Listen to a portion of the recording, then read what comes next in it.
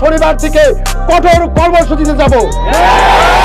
40,000 পরিবার, যার সাথে 3.5 লক্ষ মানুষ জড়িত, তাদের পেটের দায়ে সম্পূর্ণ নিতে হবে সরকারকে, যদি আমাদের ইন্ডাস্ট্রিয়াল পার্কের যদি কোনো প্রতিষ্ঠান খোলা না থাকে।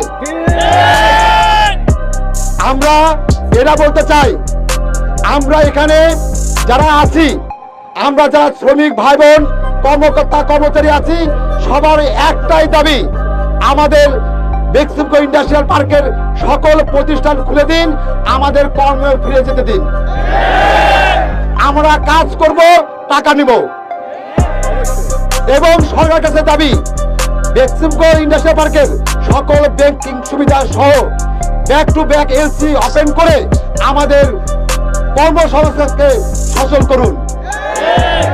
আর সর্বশেষ একটা কথাই, যদি আমাদের আজকের কর্মসূচি থেকে আমরা একটা জিনিস